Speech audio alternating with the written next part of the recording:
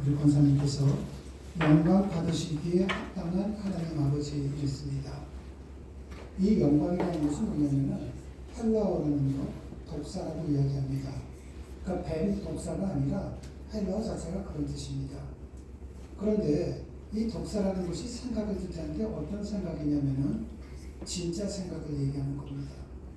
여러분들이 하나님 앞에 영광을 돌리면서 살아가는 것이 뭐라고 생각하십니까? 생각하면서 살아가는 겁니다. 그래서 우리가 일반적으로 우리가 거룩한 산 제사를 지내라 했을 때에 이 거룩한 산 제사를 헬라어로는 로기코스라고 얘기합니다. 영어로는 이제 리제노라고 얘기하는데 이것이 무슨 뜻이냐면은 생각하라는 겁니다. 생각하면서 살고 생각하면서 예배를 드리라는 겁니다. 그런데 사람들은 나는 생각하면서 살아간다고 생각들을 하죠. 근데 대부분이 생각 없이 살아갑니다. 그러다가 무슨 문제를 만난다든지 어려움을 만나면 그때 생각합니다. 내가 이럴 줄 알았더라면, 내가 저 정도까지였나? 내 환경이 이만큼이었나? 뭔가 실패의 질곡을 만났을 때 사람들은 그때 생각합니다. 그 전까지는 생각을 잘 안 해요. 그 전까지는 자기 멋대로입니다. 자기 방식대로예요. 그래서 그때는 주변에서 아무리 이야기를 해준다 할지라도 귀에 안 들어옵니다. 그러다가 문제를 만나고 실패의 질곡에 들어가면은 그때 후회를 하면서 생각을 하는 거예요. 예배도 마찬가지죠. 사람들이 생각 없이 예배를 드립니다. 여러분들 기도하라면은 때때로 기도 안 하시는 분들도 많지 않습니까? 그런데 극단적인 예를 드리는 거니까 여러분들이 양해를 구하겠습니다. 내가 병원에 가서 종합검진을 받아보니까 당신 암이요 해보세요. 평소에 기도 안 하던 사람도 기도합니다. 그때는. 하나님 왜 나한테 이런 시련을?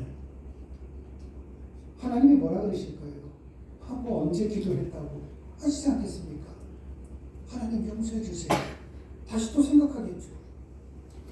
그래서 사람들은 과거에도 미련스러웠고 지금도 미련스럽고 앞으로도 미련스럽다는 것입니다. 그래서 여기서 빨리 깨우쳐야 돼요. 오늘 대표 기도를 해주실 때 우리가 주님의 도구로 쓰임받기를 원합니다. 여러분 주님의 도구로 쓰임받기 위해서는 제일 첫 번째 조건이 뭐냐면은 여러분들이 예배당 안에서만 하나님을 인식하는 것이 아니라 삶의 현장에서도 하나님을 인식하셔야 됩니다. 그때야만 도구로 쓸 수 있습니다. 제가 이번에 여러분들도 좀 많이 아실 겁니다. 또 여러분들이 알게 모르게 여러분들도 다 한 번쯤은 들어보신 거예요. 꿀을 이렇게 재배하시는 목사님과 사모님이 계십니다. 근데 사모님이 소천하셨습니다.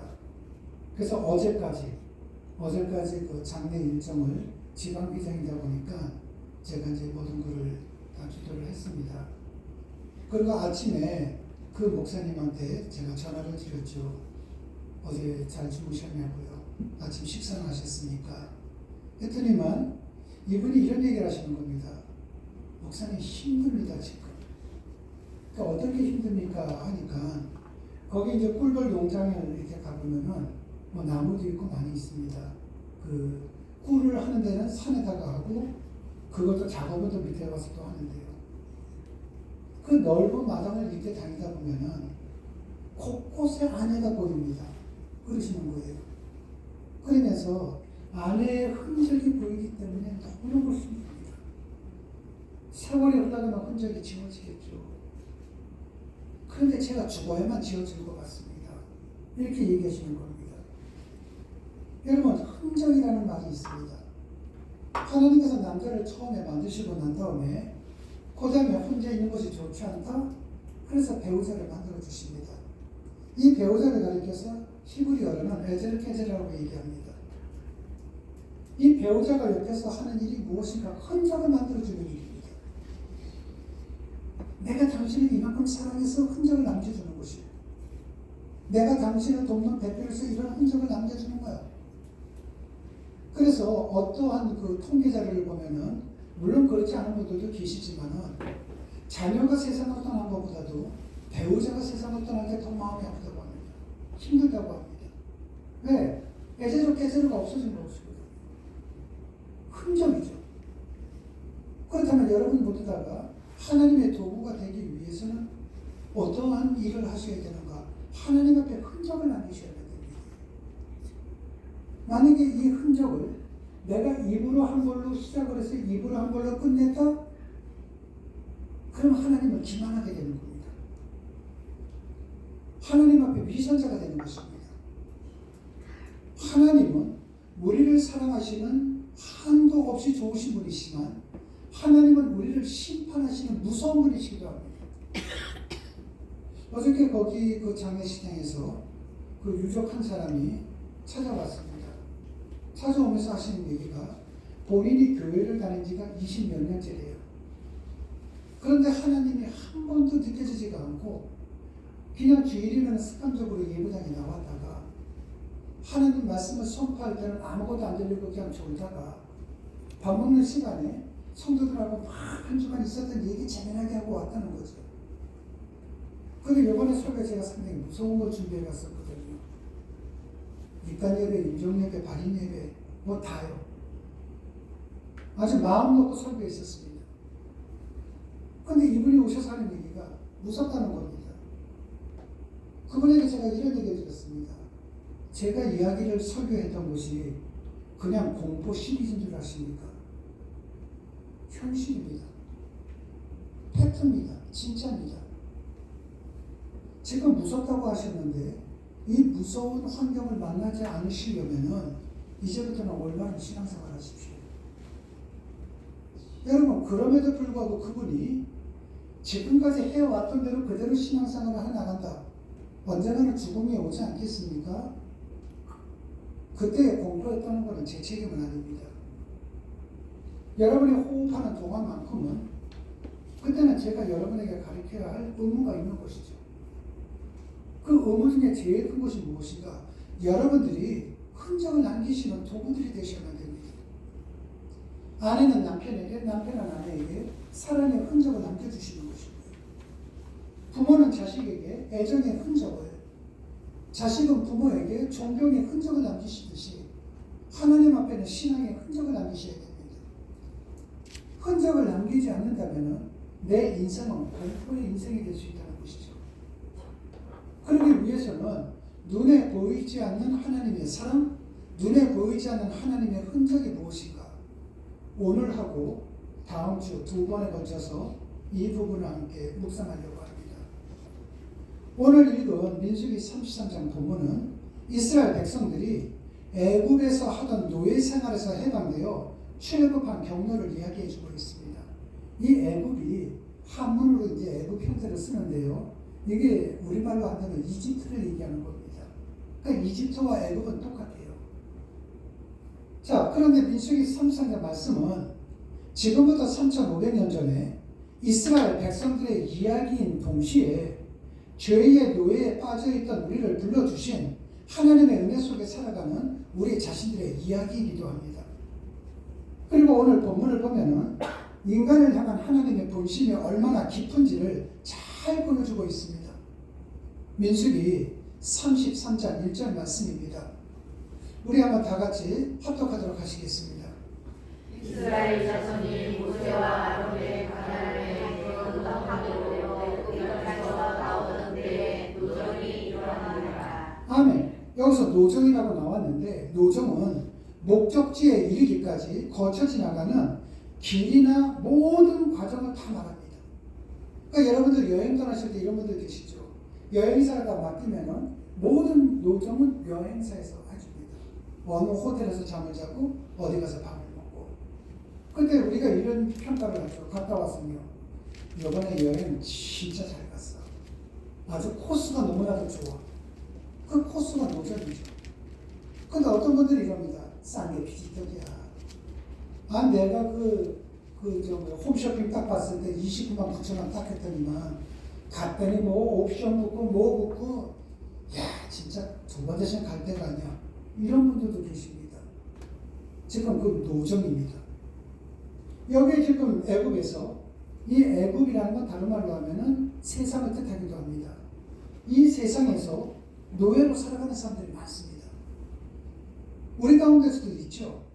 여러분들 가운데 보면은 그 질병의 노예로 살아가는 분이 계시고, 자녀의 문제의 노예로 살아가는 분이 계시고, 가난 속에서 노예로 살아가는 분이 계시고, 건강 노예로 살아가는 분들도 계실 것입니다.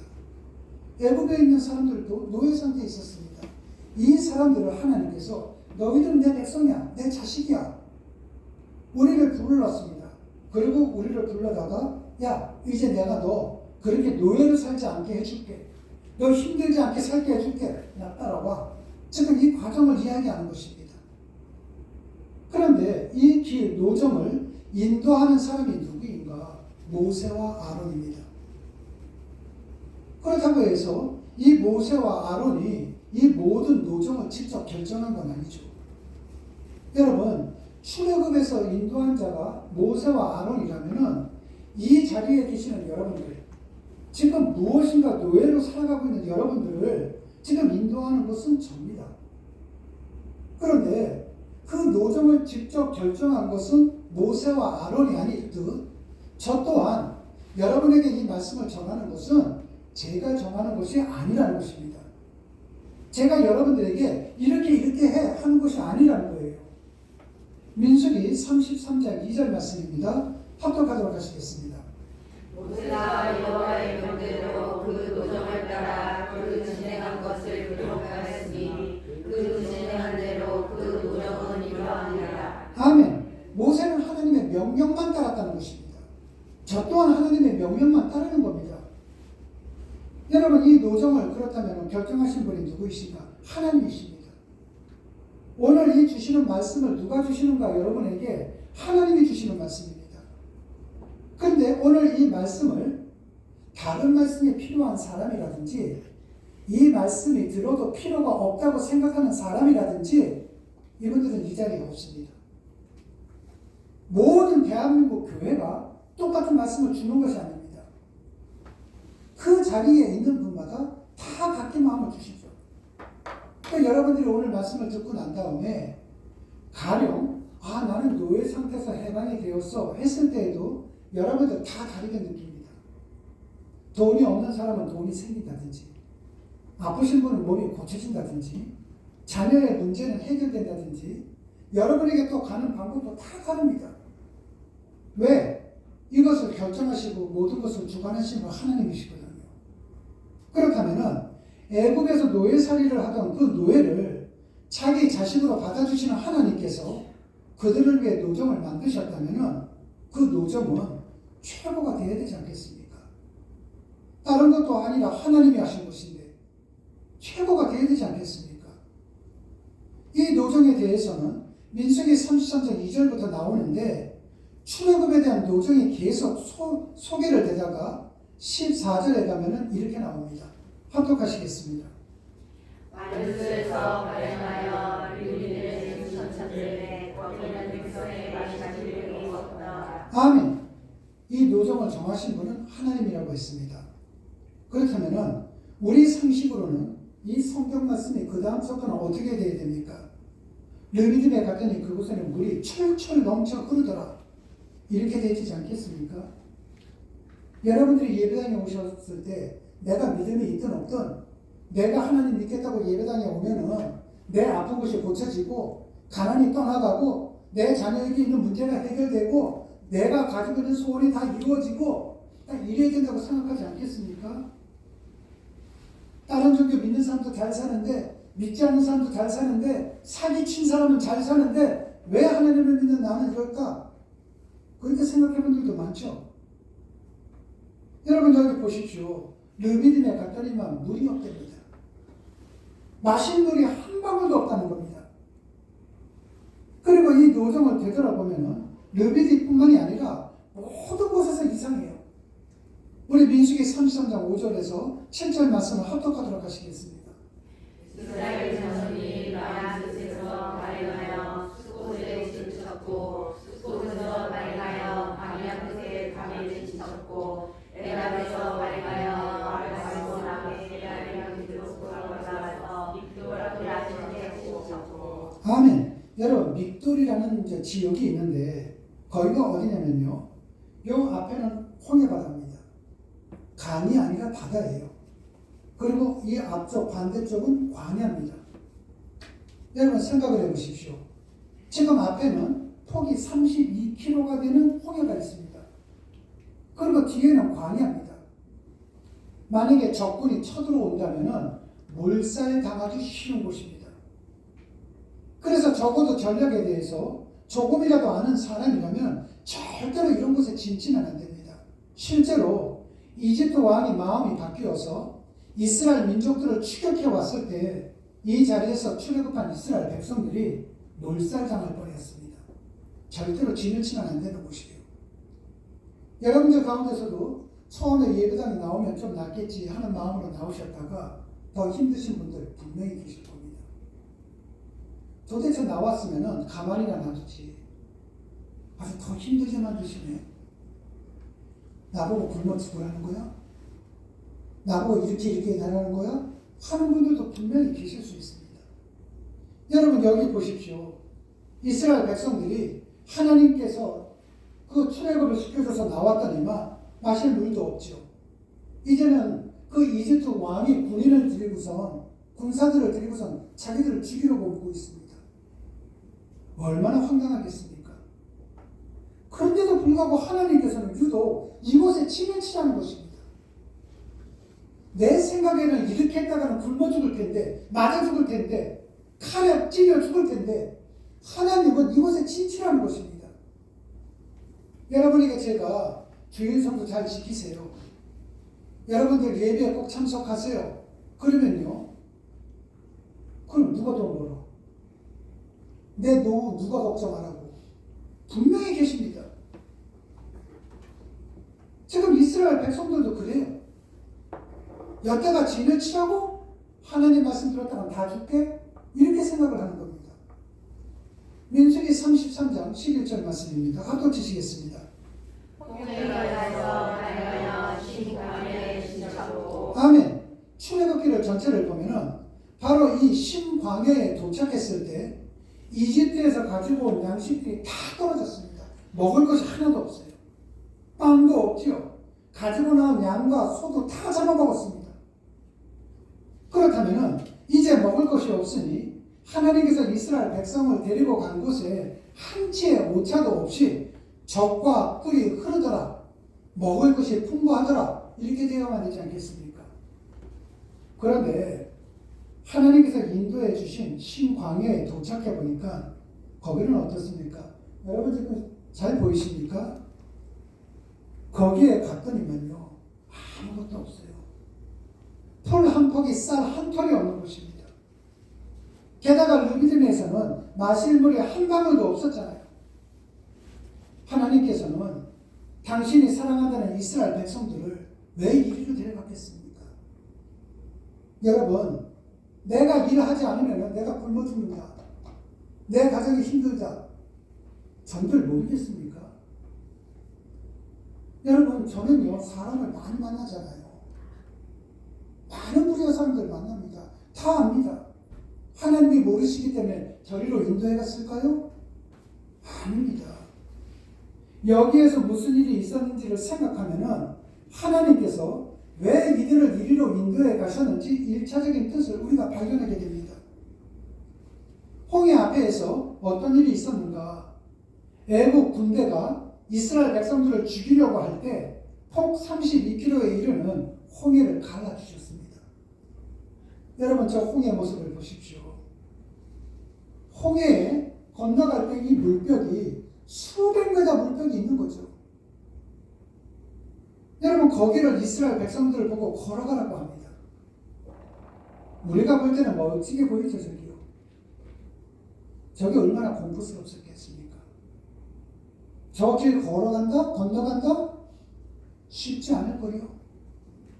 여러분들 혹시 비 많이 오는 날 중량천을 보신 분 계십니까?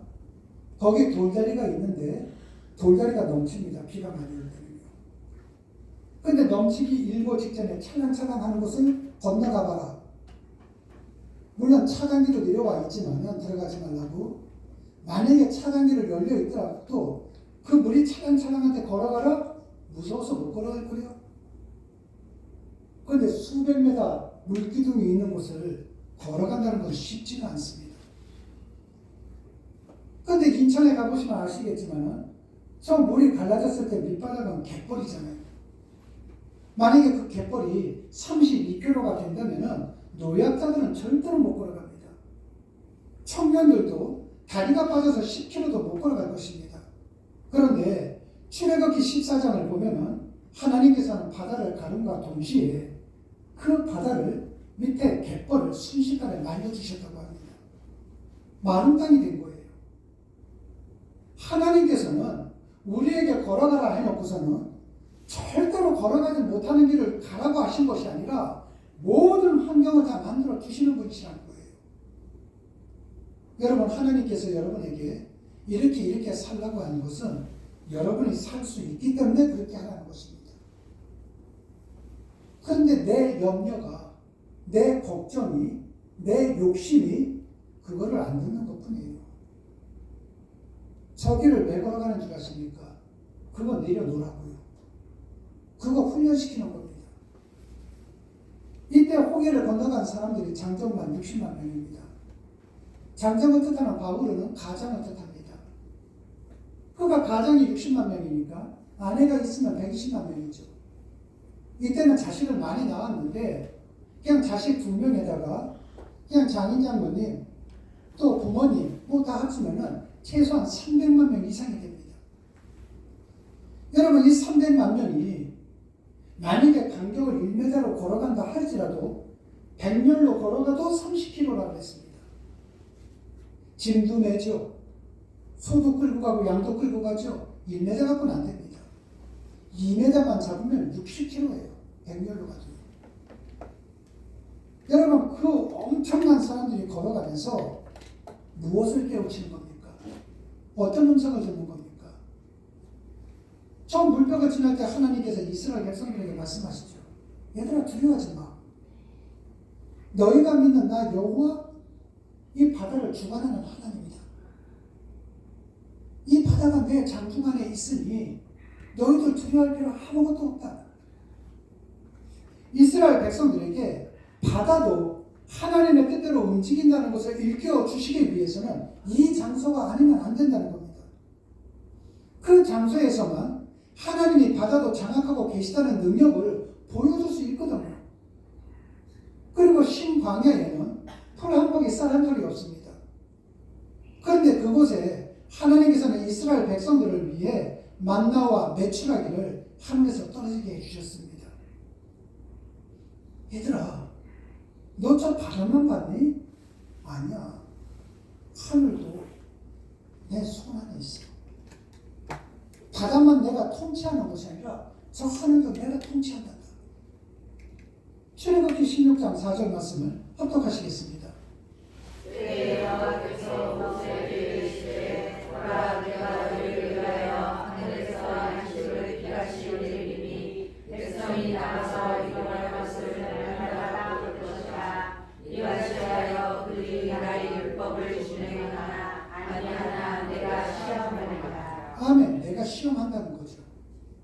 여러분, 여기서 보면은 만나와 메추라기, 이것이 지금 땅에서 나온 것이 아니라 하늘에서 떨어졌습니다. 300만 명이 먹으려면은 그 양이 얼마큼 되겠습니까? 의정부 기독교 연합에 있는 분들의 그 통계 자료를 보면은 의정부 시민이 48만 명이 된다고 합니다. 근데 이건 300만 명이에요. 300만 명이 모든 먹는 데 얼마큼 주셨는가? 메추라기 같은 경우에는 45cm 정도 쌓여 있었습니다. 마음대로 먹는 거죠. 마음대로. 그런데 하나님께서 뭐라고 말씀하십니까? 나의 율법을 준행하나 안 하나 내가 시험하리라. 하나님 보신다는 거예요. 여러분들 지금 하나님이 다 보고 계신다는 것입니다. 그리고 하나님의 계획하심에 따라 르비딤에 갔더니 마실 물이 없었습니다. 그때 하나님께서 모세에게 지팡이로 반석을 치게 하심으로 물이 터지게 나왔습니다. 제가 성지순례를 아직까지는 가서 직접 보지를 못했습니다. 가보지를 못했어요. 근데 자료를 보니까 여러분들이 보실 때에는 저쪽에 있는 거, 저것이 모세가 그 지팡이를 쳤던 바위라고 합니다. 근데 저기 올라가는 사람들 보이십니까? 사람 조그맣게 보일 거예요. 저 정도면 바위가 아니죠. 여러분, 지금 이걸 뭐를 뜻하는 겁니까? 저걸 쳤더니만 300만 명 이상이 마실 물이 쏟아졌습니다. 근데 그때 물만 본 건 아니죠. 하나님의 음성도 들어야만 됩니다. 너희들 봤니? 땅도 내 손 안에 있어. 바다뿐만이 아니라 하늘도 땅도 내 손 안에 있는 거예요. 르비딤에서 모세가 반석을 딱 하고 쳤는데 반석에서 물이 강처럼 흘러나왔다고 합니다. 우리 하나님은 그런 분이시라는 겁니다. 이스라엘 백성들에게 그것을 보여주기 위한 것이죠. 하늘도 땅도 바다도 주관하는 나 여호와, 다른 게 신이 아니라 나만 신이야. 내가 유일신이라는 것입니다. 그 하나님께서는 당신의 유일신 되심을 이스라엘 백성들에게 친히 일깨워 주시기 위해서는 이와 같은 노정으로 가셔야만 했던 것입니다. 그런데 여기서 중요한 사실이 있습니다. 오늘 본문은 우리들의 이야기이기도 한다고 했습니다. 광야를 뜻하는 히브리어는 미드바르라고 얘기합니다. 여기서 미라는 단어와 따바르라는 단어가 합성인데, 미라는 것은 무슨 뜻이냐면은 무엇이 임하는 장소 이 뜻입니다. 그리고 뜨바르는 따바르에서 파생된 말씀인데, 따바르가 무슨 말이냐면은 질서 정연된 말씀 이 뜻입니다. 그러니까 질서 정연된 말씀이 임하는 곳이 광야예요. 오늘날로 얘기하면 어디가 되겠습니까? 예배당이잖아요. 여러분들이 지금 광야에 계시는 겁니다. 하나님의 말씀이 선포되는 광야에서 지금 하나님의 말씀을 지금 듣고 계시는 겁니다. 여러분, 여러분들이 예배당에서 하나님의 말씀을 통해서 무엇을 느끼셔야만 됩니까? 하나님의 말씀을 통해서 무엇을 깨달아야만 됩니까? 내가 지금 믿음은 약간 약하지만은 그래도 내가 믿는 하나님은 하늘도 땅도 바다도 주관하시는 분이시구나. 이거를 여러분들이 느끼시고 깨우쳐야 됩니다. 이것을 여러분들이 믿었을 때 어떤 말씀이 믿어집니까? 태초에 하나님께서 천지를 창조하셨다? 이 말씀이 믿어지는 거죠. 그래서 우리가 어디에 있든 두려워하지 않습니다. 내가 하늘에 있든 내가 바다 위에 있든 땅속에 있든 바로 그곳에 천지를 창조하신 하나님께서 나와 함께 하시기 때문에 태초에 하나님께서 천지를 창조하셨습니다. 그래서 우리는 내 계획이 무산되고 뜻이 꺾어지며 결과가 내 예상에서 빗나가도 흔들리지 않을 것입니다. 왜냐하면 천지를 창조하신 하나님께서 내가 상상조차 못한 당신의 선하신 뜻을 이루실 것이기 때문입니다. 그런데 하나님께서는 왜 하나님의 백성들이 힘들어하는 과정을 겪게 하는 겁니까? 여러분, 하나님의 천지를 창조하셨고 다 하셨다면은 그냥 하나님의 백성들을 좀 편하게 살게 놔두죠. 왜 하나님의 백성들을 힘들게 아프게 만들고 가난 속에 빠지게 하고 때때로는 내가 아픈 게 낫지 왜 내 자신들에게 아픔을 주고 시련을 주는지 이해가 안 가는 거예요. 혹 여러분들 제가 이런 질문하면은 도움이 되는지 모르겠습니다. 특히 여성분들은 더 강하실 거예요. 모성애 때문에. 아기가 태어났습니다. 근데 이 아기가 태어날 때 얼마나 이쁩니까? 손자, 손녀들은 더 이쁘겠죠. 말도 없이요. 근데 그 손자, 손녀든 자기 자식이든 그대로 방치하시는 분들 아무도 안 계시죠. 아이가 어린이집, 유치원 안 갈래. 그래도 강제로 보내죠. 자식들이 나 학교 안 갈래, 공부 안 할래 해도 학교 보내고 학원 다 보내죠. 왜 보냅니까? 사랑하기 때문이죠. 이 세상에서 도태되지 않게 하기 위해서 하는 거 아닙니까? 하나님이 여러분들을 사랑하는 이스라엘 백성들을 왜 힘들게 하시는 줄 아십니까? 죽이려고? 아니요. 불구자로 만들려고? 아니요. 강하게 만들려고요. 그 어린아이들이 한번 한변한 걸 들어보십시오. 할머니 나 어린이집 안 갈래. 유치원 안 갈래. 오늘 엄마랑 같이 있을 거야. 한다고 쳐보세요. 학교 다니는 아이가 나 학교 그만둘 거야. 아니 공부 시간만 되면 졸리고 힘들고 숙제 안 해오면 나한테 이렇게 하고. 근데 여러분들 가운데 진짜 너 생각 잘했다. 그렇게 해. 하는 분들은 아무도 안 계실 거예요. 그 과정을 거쳐야만이 이 세상에서 살아갈 수 있잖아요. 그 과정을 거쳐야만이 이 세상에서 얻을 수 있는 걸 얻을 수가 있잖아요.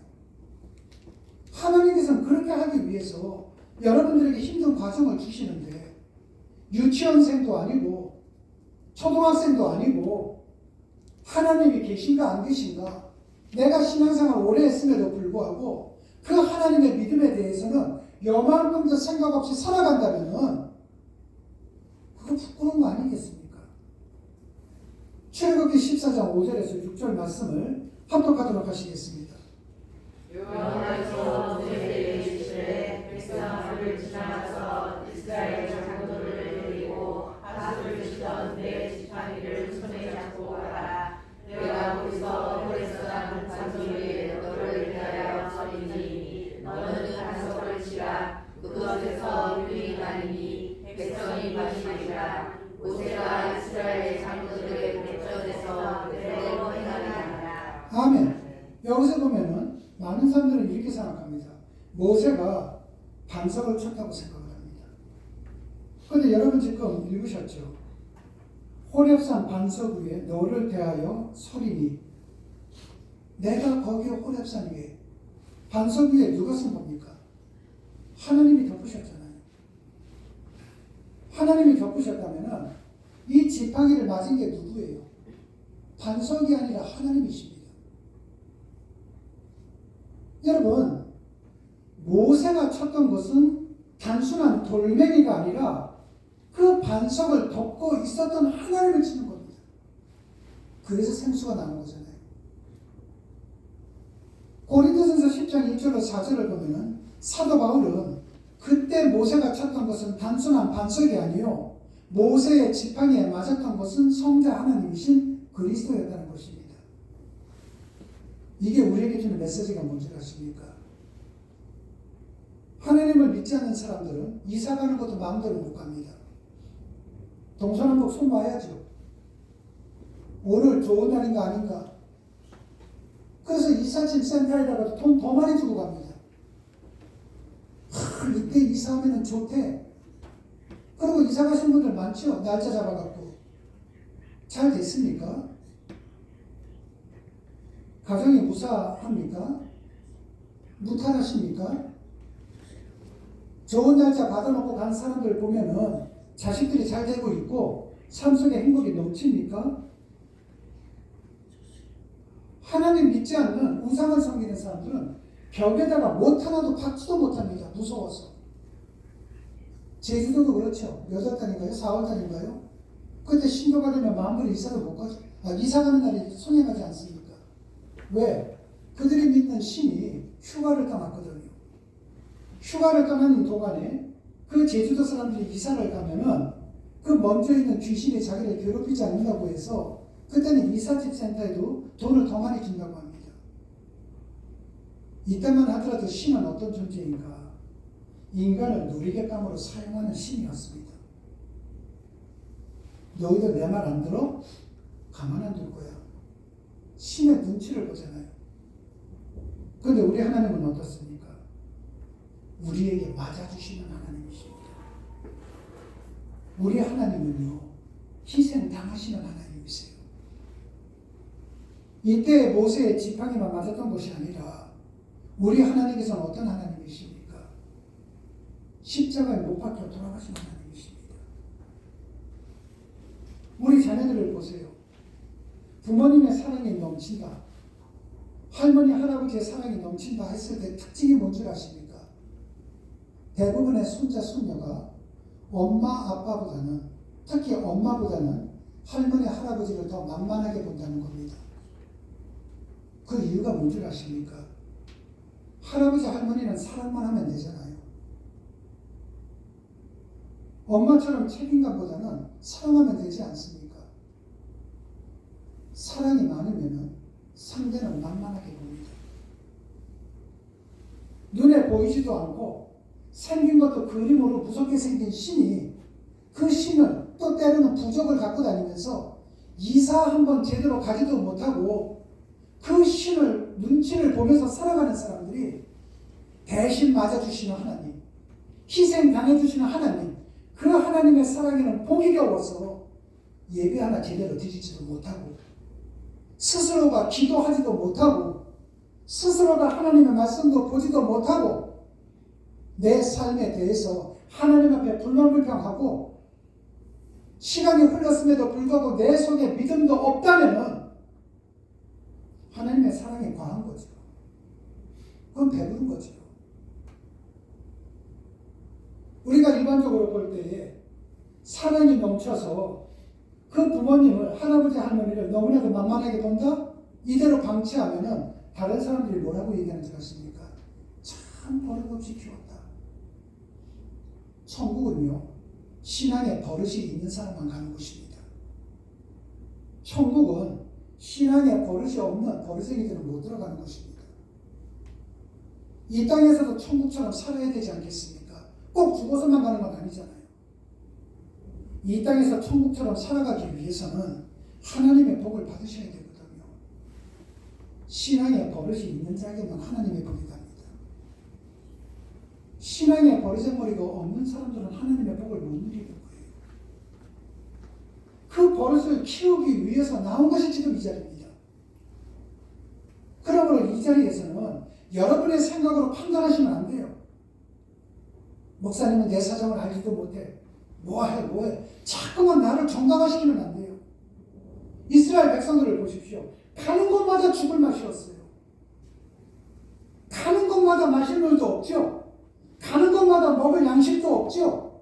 갔더니만 저쪽에서 이스라엘 백성들이 애굽의 군인들이 나를 죽이러 오죠.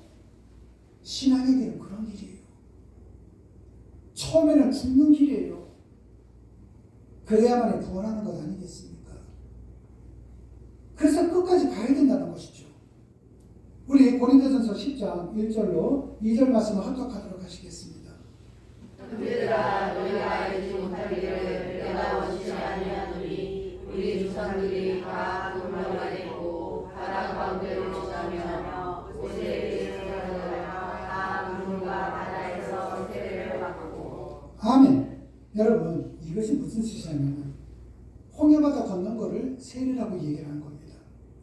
우리 로마서 6장을 다 같이 합독하도록 하시겠습니다. 물론 그리스도 예수와 합하여 세례를 받은 우리는 그의 죽으심과 합하여 세례를 받은 줄을 알지 못하느뇨. 만일 우리가 그의 죽으심을 본받아 연합한 자가 되었으면 또한 그의 부활을 본받아 연합한 자가 되리라. 아멘. 이 부분을 제가 묶어서 설명드리겠습니다. 여러분들 우리 침례받은 우리 성도님들을 아실 겁니다. 물속에 잠겼습니다. 그렇다면 그 물속에서 나의 옛사람이 죽는 겁니다. 물 밖으로 나왔습니다. 부활하신 예수 그리스도와 연합해서 나는 다시 태어나는 겁니다. 그러니까 옛사람은 물속에서 죽었죠. 또 부활하신 예수 그리스도와 연합해서 나는 다시 태어났습니다. 이제 옛날로 돌아가는 길은 없습니다. 이것이 세례의 본질입니다. 홍해바다가 갈라졌습니다. 이스라엘 백성들이 건너봤죠. 홍해바다가 다시 합쳐졌습니다. 이제 옛날 애국으로 돌아가는 길은 막혔습니다. 그렇다면 남은 것은 뭡니까? 이제부터는 하나님과 동행하여 저 적과 꿀이 흐르는 가나안으로 가는 길밖에 없습니다. 세례의 본질과 똑같다는 거죠. 여러분들은 이제 욕망이 판을 치는 내 중심대로 살아왔던 모든 삶에서는 끊으셔야 돼요. 이제부터는 하나님과 연합하는 삶을 살아가셔야만 됩니다. 그때야만이 하나님께서는 여러분에게 많은 복을 주신다는 거예요. 우리 고린도전서 10장 3절로 4절 말씀을 합독하도록 하시겠습니다. 형제들아 너희가 요즘 할때를 내가 원치 아니하노니 우리 조상들이 다 구름발에 있고 바다 가운데로 오시라며 모세에서 들어가여 다 구름과 바다에서 세례를 받고. 아멘. 여러분 좀 전에도 말씀드렸던 것처럼 만나와 메추라기는 땅에서 나오는 것이 아니라 하늘에서 떨어지는 거라고 했습니다. 근데 그것을 뭐라고요? 신령한 양식이라는 거예요. 하나님이 주시는 것은 내 생명을 주관하시는 하나님이 주시는 말씀은요, 신령한 양식이라는 거예요. 여러분 양식을 먹으면 뭐가 생깁니까? 힘이 생기잖아요. 여러분들이 하나님의 말씀을 먹고 그리고 그 말씀대로 여러분들이 살아가실 때 믿음이 생깁니다. 그 믿음이 생기는 순간서부터는 하나님이 여러분의 일을 대신해 주시는 거예요. 그때서부터 힘이 생기는 겁니다. 여러분들이 하시는 것은 한계가 있습니다. 절대적으로 한계가 있어요. 그런데 내가 죽을 맛이 나든 내가 너무나 힘들든 힘든 과정을 거치고 난 다음에 그럼에도 불구하고 여러분들이 믿음이 생길 만큼 노력을 하셨다면 그때서부터 하나님이 움직이신다면 여러분이 생각하지도 못하는 그러한 복이 여러분에게 온다는 것입니다. 여러분 내가 하루 나가서 일을 했습니다. 벌어야 얼마 벌겠습니까? 100만 원을 법니까? 1000만 원을 법니까? 금액적으로 따지는 건 아니지만요. 하나님이 해주신다면 10원을 벌어도 내 삶 속에 행복이 넘치게 만들어 주시는 분이라는 겁니다. 우리 하나님이 주시는 것은 양적인 것을 이야기해 주는 것이 아니라 질적인 것을 이야기해 주는 거예요. 그렇기 때문에 하나님을 바르게 믿자고 이 광야에 같은 비정교의 예배당 안에서 이렇게 말씀을 선포하고 있는 것입니다. 여러분 인간을 위해 희생당해 주시는 하나님, 이 하나님을 여러분들이 올곧게 믿으셔야만 된다는 것입니다. 이제 한 가지 말씀을 드리고 맺도록 하겠습니다. 정말 이번에는 사모님께서 소천하신 부분이었기 때문에 그 전에도 그 돌아가시기 전에도 이제 그 샘물 호스피스 그 요양원으로 갔습니다. 갔는데 그날 이렇게 기도를 하고 있을 때에도 이분께서는 동공이 좀 커진 상태에서 상당히 위급한 상태였습니다. 그러고 난 다음에 한참 하다가 한 노 목사님께서 85세가 되시는 노 목사님께서 가까이 가시더니만 그 사모님 귀에 대고 이렇게 얘기하시는 겁니다. 사모님 그동안 수고했어. 잘 가. 그리고 난 다음에 돌아섰습니다. 그리고 난 다음에 그 다음 날인가요? 돌아가셨다고 아침 일찍 온 겁니다. 그 다음부터는 장례 일정이 정말 숨가쁘게 모든 게 이루어졌습니다. 저희가 그래서 대신방을 좀 제가 여러분에게 양해를 다시 한번 구했던 것이 모든 것에 미뤄졌던 것입니다. 그런데 그 장례식장 안에서 좀 전에 말씀드렸던 그 성도님, 이제부터는 자기는 하나님을 정말 잘 믿겠노라고 했습니다. 저는 그분이 잘 믿는 길을 정말로 바랍니다. 그런데 그 바람보다도 더 큰 바람이 무엇인가? 이 자리에 계시는 여러분, 저는 여러분 모두 한 사람도 예외 없이 하나님을 바르게 믿었으면 좋겠습니다. 우리 교회는 부교육자가 없지 않습니까? 전도사님들이, 부목사님들이 안 계십니다. 그래서 여러분들을 훈련시켜 드릴 분들이 안 계세요. 하지만 이 자리에 계신 여러분들 가운데 우리 비전교회뿐만이 아니라 다른 교회에서도 경험이 있었던 권사님들께서는 그 역할을 맡아주셔야 됩니다. 지금까지 성막교회까지 합친다면 지금까지 오면 20년이 넘었어요. 20년이 돼갑니다. 그런데 20여 년 동안 신앙생활을 해도 예배의 중요성을 모르고 기도의 중요성을 모르고 한다면 이건 심각한 문제거든요. 너무나도 가르쳐주는 분이 없는 이 작은 교회의 이 비애다 보니까 오늘 이 시간 이후서부터는 권사님들께서는 좀 분발해 주셔야 되고요. 또 제가 여러분들께 말씀드리는 거는 주일날에는 여러분 빠지지 마세요. 돈이 필요하십니까? 저한테 오세요. 제가 일당 드릴 테니까. 누구를 막론하고요. 예배는 절대로 빠지지 마십시오.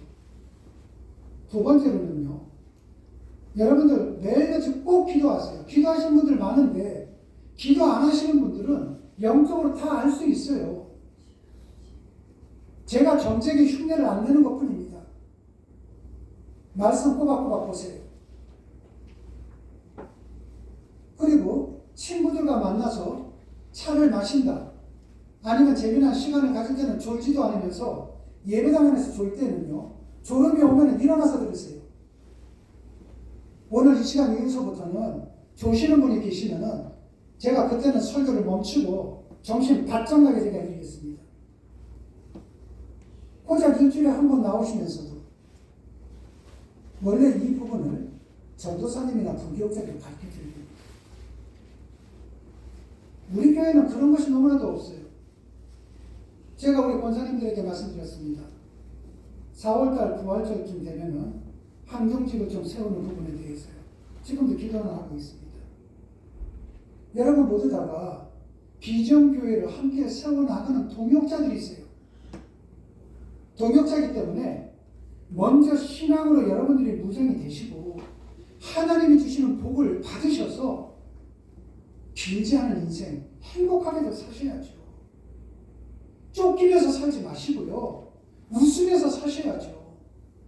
내 자식이 힘들어서 울 때에 부모님들 여러분 마음 아프죠? 담임 목사로서 내 교회 성도님들이 힘들어하면 저도 아파요. 그 아픈 거 서로가 나누지 말자고요. 기쁨을 누리며 행복하게 살자고요. 저는 여러분이 오늘 이 시간이 과거에 지나갔던 모든 것을 대못을 받고 새로운 모습으로 부활하신 예수 그리스도와 연합을 해서 진짜 예수쟁이들이 되시기를 주님의 이름으로 축원합니다. 기도하시겠습니다. 하나님 아버지, 오늘 말씀을 통해서 이스라엘 백성들의 출애굽 노정을 보았습니다. 하나님께서 이스라엘 백성들에게 영혼을 일깨워 주시기 위해서 얼마나 애쓰시고 힘쓰시는지 알게 해주시니 정말로 감사를 드립니다. 이 노정이 바로 우리들의 노정이라는 것을 알게 해주시니 감사를 드립니다. 이것에 당신이 사랑하는 사람들이 머리를 숙이고 있습니다. 이들이 신광야이든 느비dim이든 어디에 있든 나를 위해 희생당해 주시는 우리 하나님, 죽음을 깨뜨리고 영원한 길로 인도해 주시는 하나님, 가나안으로 인도해 주시는 하나님, 영원한 생명의 양식을 주시는 그 하나님과 이 기쁨을 누리는 자들이 될 수 있도록 은혜를 베풀어 주시옵소서. 주님 고맙습니다. 예수님 이름으로 기도드렸습니다. 아멘.